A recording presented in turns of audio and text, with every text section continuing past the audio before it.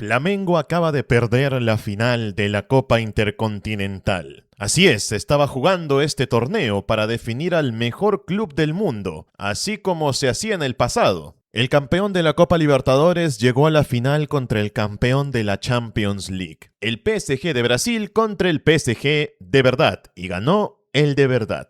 Pero la imagen que dejó Flamengo como representante del fútbol latinoamericano creo que fue bastante buena porque lo llevaron todo hasta los penales, empatando 1-1 contra el todopoderoso PSG de Luis Enrique y llevando esto hasta las últimas consecuencias donde fracasaron de manera ruidosa al haber fallado 4 penales seguidos en la tanda más importante de sus carreras. Pero no se dejen engañar que pasaron muchas cosas interesantes en este partido. Y nos ha quedado la idea. Flamengo no estuvo muy lejos del PSG en nivel. E incluso se dice que les robaron un penal en la tanda. ¿Qué fue lo que realmente pasó? ¿Y se está de verdad acortando la brecha entre el fútbol europeo y el fútbol sudamericano? Hablando del partido en sí, estuvo muy peleado por parte de ambos.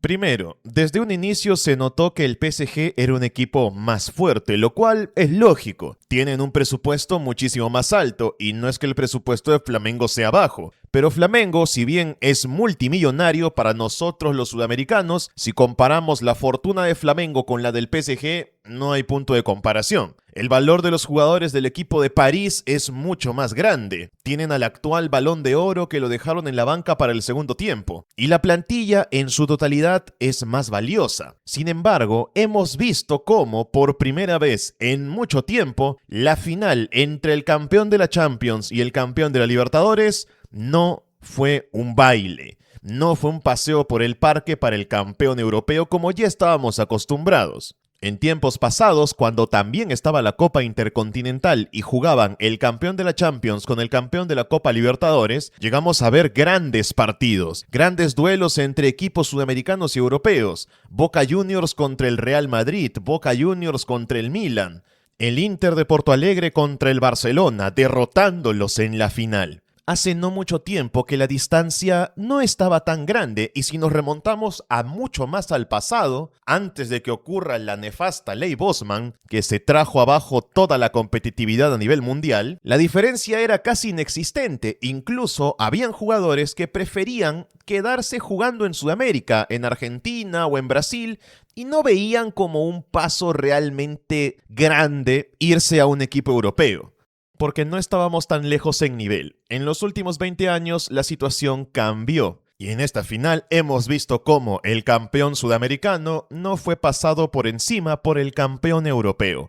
Y eso es lo primero que quiero rescatar. Pero también hemos visto una cruel realidad. Si bien Flamengo peleó bien durante los 90 minutos y durante la prórroga, empatando un partido que venían perdiendo gracias a un penal de Jorginho, e incluso teniendo la posibilidad de ganarlo en el final, por muchos momentos se veía que la final estaba 50-50 y cualquiera podía ganar, cuando llegó la tanda de penales todo se derrumbó. Porque en una tanda ya no juega tu capacidad, juega tu mentalidad. No importa cuánto talento tengas, sino qué tan bien reaccionas ante la presión. Y Flamengo, después de haber marcado el primer penal, lo cual los dejaba muy bien posicionados de cara al resto de la tanda, tuvieron la osadía de fallar 4 penales seguidos. O sea, se quedaron recontra eliminados en la tanda de penales. Por mucho que Agustín Rossi intentó salvar la situación tapando un penal y Dembélé falló otro, ni siquiera eso fue suficiente para que Flamengo se la acabara de creer y fallaron todos los penales posibles. Mientras que el PSG tampoco es que haya hecho una tanda de penales maravillosa, pero su arquero, Safonov, el ruso, tapó todo lo que le echaban encima. Sin embargo, si analizas los penales que le tiraron al arquero del PSG, te darás cuenta de que la manera en la que Flamengo los patea es muy anunciada, muy lenta, casi como si tuvieran miedo de enfrentarse al arquero ruso. Que ojo, ni siquiera es el arquero titular del PSG, es el suplente. Pero que en esta noche estuvo en su noche mágica, se tapaba todos los penales. Aunque también es cierto, Flamengo no es que los pateara muy bien. Los pateaban a media altura, los pateaban al medio, sin mucha fuerza y muy anunciados. Un arquero medianamente preparado y profesional es capaz de anticiparse y predecir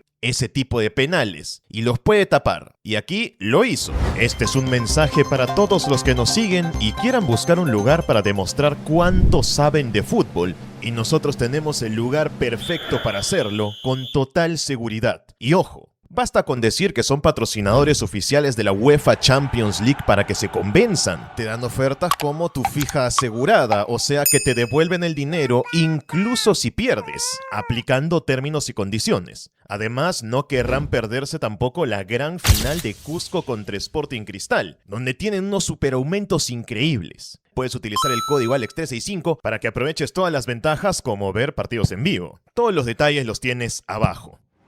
Flamengo dejó atrás esos 120 minutos muy buenos que hicieron compitiendo al equipo más poderoso del mundo para convertirse en un equipo temeroso y con muchas dudas, y esa es la principal crítica. No se les niega que hicieron un buen partido y controlaron bien al equipo más fuerte. Pero eso tampoco nos puede hacer olvidar lo que pasó en la tanda, y es algo que tenemos que aprender a lidiar. No estaban preparados para ese momento y se notó. El PSG estaba mucho más acostumbrado a situaciones así de estresantes, mientras que Flamengo no. Ellos no eran los favoritos y cuando tuvieron la oportunidad de ganarle al favorito, no lo aprovecharon. Lamentablemente esto ya es un tema psicológico. La mentalidad juega demasiado en una situación como esta. E incluso hubo mucha polémica con el penal que le atajan a Pedro, el 9 de Flamengo, porque el arquero ruso claramente estaba adelantado, no tenía los dos pies sobre la línea en el momento en el que se patea el penal, y ese penal por regla se tuvo que repetir. Incluso llamaron al árbitro desde el VAR para informarle lo que estaba pasando, pero tomaron la decisión de que no se repita cuando todo el mundo había visto que el arquero sí se había adelantado. Aquí le jugaron en contra a Flamengo, no sé si porque era el PSG, porque Al-Khelaifi está detrás y manejan mucho dinero, o porque son los representantes de la UEFA, pero la realidad está a la vista de todos. Ese penal se tuvo que haber repetido. ¿Lo pudo haber fallado nuevamente? Claro que sí, porque Flamengo estaba totalmente desencajado, pero yo creo que esa situación también afectó a la moral del equipo, ya que si ese penal no se cobraba como tal y se podía volver a patear y vete tú a saber si Flamengo lo marcaba, hubieran estado otra vez igualados y ahí no sé lo que hubiera sucedido. Yo creo personalmente que ese pequeño momento generó un choque emocional en el resto de jugadores, con lo cual ellos también tendrían que saber lidiar porque no son niños, son ya chicos grandes, profesionales, que deberían estar acostumbrados a esto. Pero no lo quería dejar de mencionar porque se está diciendo en todos lados. Incluso los relatores del partido lo mencionaron. Estaban diciendo que se tenía que repetir ese penal por la regla. No para llegar al punto de decir que el PSG le robó la final a Flamengo, porque el PSG también es un gran equipo, pero ese momento sí creo que fue crucial y pudo haber cambiado el destino del partido. ¿Qué podría haber pasado si ese penal se volvía a cobrar? Quedará para la imaginación. Pero lo que no es imaginación es que Flamengo, como representante de CONMEBOL, dejó un mensaje muy claro. CONMEBOL está un poquito al menos más cerca de lo que es la UEFA. Aunque todos sabemos, obviamente, que estamos hablando de un equipo brasileño. Los equipos brasileños están muchos pasos por delante de todos los demás. Y si hay alguien que le puede hacer pelea a los europeos, son los brasileños. Hasta me animaría a decir que equipos como Boca Juniors, River Plate o los más fuertes de Argentina, Colombia, Ecuador o Uruguay no tienen mucho que hacer. Brasil está en otro nivel, porque ellos están siguiendo el mismo camino de los europeos, fichando buenos jugadores y vendiendo carísimo a sus jóvenes promesas para con eso tener mucho retorno de dinero y así poder financiar sus mejores fichajes. Además de que hay una realidad que yo creo que se está haciendo presente. Hay muchas ligas en Europa que siguen siendo poderosas, pero tengo la sensación de que lentamente están empezando a bajar su nivel. Me refiero a ligas como la española, la alemana, la italiana e incluso la liga inglesa ya no es tan poderosa como era antes.